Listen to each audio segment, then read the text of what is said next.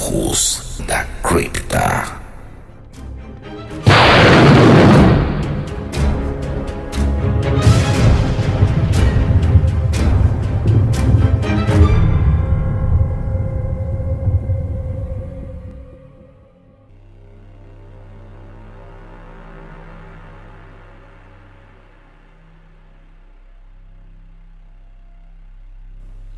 O detetive Queiroz tomava um conhaque numa tentativa de espairecer as ideias, pois ficava tenso e absorto diante de um caso sem solução.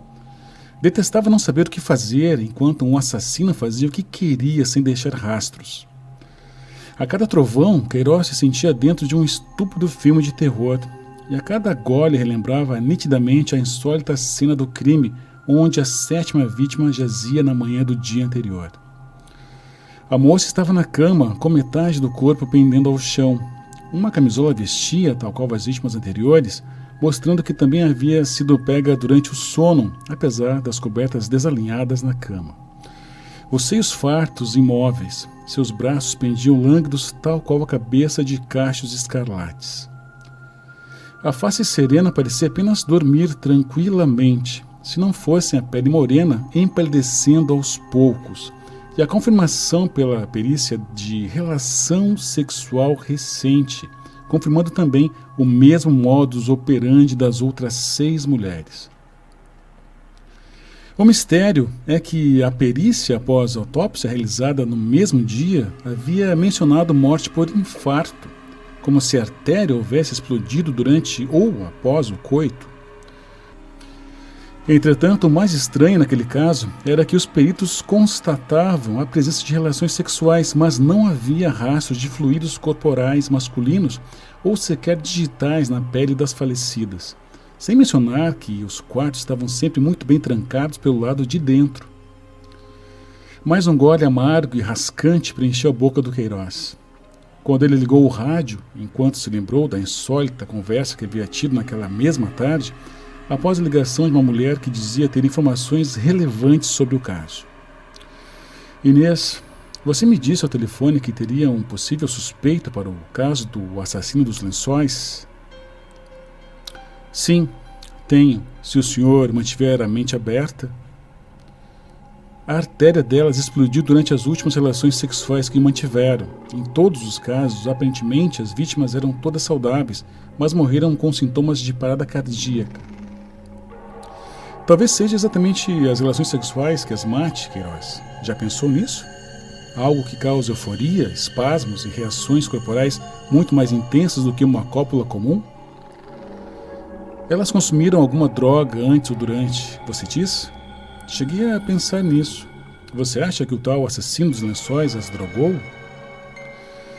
Bom, estamos falando da droga mais antiga de todas, eu creio. Mais intenso o suficiente para causar um infarto, porém, nada que possa ser uma droga comum ou que uma autópsia localize. Assassino dos lençóis. Odeio como os repórteres brincam com a vida alheia, dando apelidos para as mortes sem solução. Mas o que você realmente pode saber que ajude a solucionar este caso, além das suposições que já pensamos, Inês?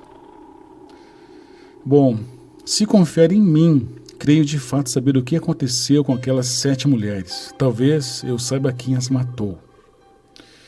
Ora, se tem um testemunho com retrato falado, então vamos conversar em regime oficial, na delegacia. Não é tão simples, Queiroz. Já ajudei a prender um assassino investigado por você, mas desta vez não será tão fácil, pois suponho que não seja deste mundo. Como assim? Não é deste mundo? O que você está dizendo? O detetive indagava, perplexo, quando Inês colocou aberto sobre a mesa um livro antigo, pedindo para o homem ler onde ela apontava. A face dele foi passando de tensa para irritada e não pôde evitar um palavrão. Estava incrédulo. A mulher não se incomodou e continuou séria. Falei há pouco dos repórteres que brincam com casos sem solução, mas não esperava isso de você, Inês. Não é piada. Lembra quando eu disse ao telefone que você teria que confiar em mim? E disse agora há pouco que você teria que ter a mente aberta?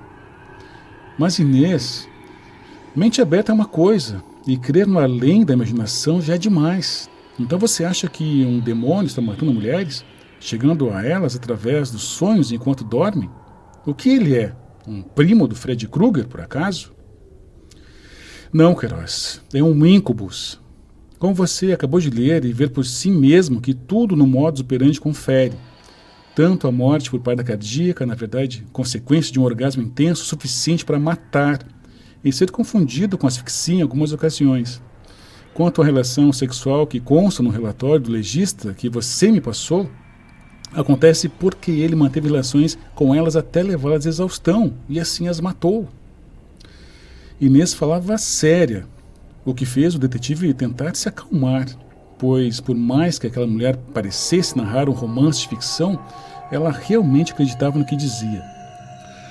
Se você me falasse de um assassino que se baseia nesta lenda, eu veria coerência, mas um ente mitológico é uma crença irracional. Então, por que não há sinais de fluidos ou digitais de um homem de carne e osso, Queiroz? E por que as portas e janelas dos quartos das vítimas estão sempre trancadas? Porque ele deve utilizar luvas e um preservativo e ganhar a confiança delas para entrar. E como iria sair depois? Você me disse que 5 das 7 portas estavam trancadas pelo lado de dentro. Queiroz não soube o que dizer. E se fez um silêncio mais significativo e insólito do que um trovão o tivesse preenchido. Bom, entendo de ocultismo há tempo demais para ter certeza e saber lidar com essa situação. E você agora é o único que sabe desse segredo e da verdade sobre o caso. Você tem uma filha, não é? Estou aqui me expondo exatamente para que você não corra o risco de encontrá-la morta no quarto como aquelas mulheres. Olha, suposições malucas eu até tolero.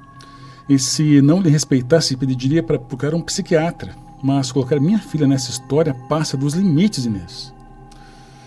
Não é preciso me ofender ou alterar o tom de voz. Sei que tudo isso parece absurdo, mas sei o ritual para fazer isto parar. Graças ao qual estou aqui. Inês fechou o livro e se dirigiu à porta. Caso resolva entender que há mais forças operando sobre a Terra do que as que possam se incluir num ponto de vista comum, e que elas às vezes nos influenciam mais do que a voz da razão permite, me procure, Queiroz. Apenas não espere que mais mulheres morram para isso. Pense nessa conversa. Um trovão trouxe Queiroz de volta à realidade, naquela noite em que a própria noção do que era real parecia brincar com ele de modo sádico. E agora, agitando o gelo no fundo do copo, ele pensava. Por mais loucura que aquela história toda de demônio dos sonhos parecesse, era a explicação mais lógica até o momento para aqueles crimes que lhe haviam tirado o sono, e de fato parecia um pesadelo. Contudo, não podia se deixar levar e perder a razão por causa de um assassino sem rastros, mas que com certeza não era um demônio de sonhos, e sim mais um dos muitos demônios da vida real, fazendo vítimas e mexendo com o imaginário das pessoas que, como Inês e ele mesmo, tentam sempre encontrar uma explicação, real ou não, para aquilo que não se pode ser explicado, a maldade humana sem limites. Neste momento em que buscava se convencer da conclusão mais realista, então notou o som do rádio que ainda tocava ao seu lado. A música que tocava o incomodou. Era uma música em inglês e somente vagou pelo significado que a letra traduzida teria. Ele notou que dizia precisamente: doces sonhos são feitos disso. Quem sou eu para discordar? Queiroz desligou o aparelho.